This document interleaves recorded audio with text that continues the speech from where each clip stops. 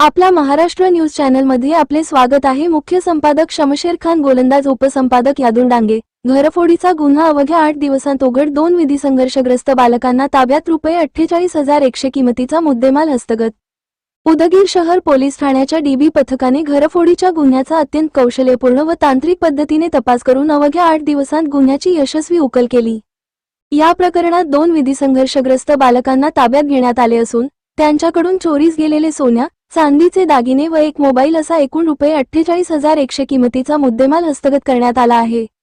दिनांक 15 जुलै 2026 रोजी सकाळी 11 ते सायंकाळी 5:15 वाजण्याच्या दरम्यान उदगीर येथील शिवाजी सोसायटी बसस्थानक परिसरातील एका बंद घरात अज्ञात चोरट्यांनी घरफोडी करून सोन्या, चांदीचे दागिने व मोबाईल चोरी केला होता। या प्रकरणी उदगीर शहर पोलीस ठाण्यात गुन्हा क्रमांक 303/2026 अन्वये भारतीय न्याय संहिता BNS 2023 मधील कलम 331(3) व 305(a) प्रमाणे गुन्हा दाखल करण्यात आला होता।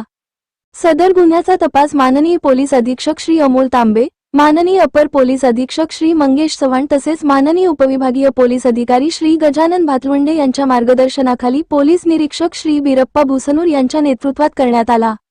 तपासादरम्यान डीबी पथकाने गोपनीय माहिती, तांत्रिक विश्लेषण तसेच संशयितांचे स्केच तयार करून विविध ठिकाणी शोधमोहीम राबविली। या तपासातून आरोपी हे मुखेड, जिल्हा नांदेड येथील असल्याची खात्रीशीर माहिती प्राप्त झाली। त्या माहितीच्या आधारे दिनांक 22 जुलै 2026 रोजी मुखेड येथील मिलिंद नगर परिसरात सापळा रचून 2 विधी संघर्षग्रस्त बालकांना ताब्यात घेण्यात आले। चौकशीदरम्यान त्यांनी गुन्ह्याची कबुली दिल्यानंतर त्यांच्या नातेवाईकांनी चोरीस गेलेले सोन्या, चांदीचे दागिने व मोबाईल पोलिसांच्या ताब्यात दिले।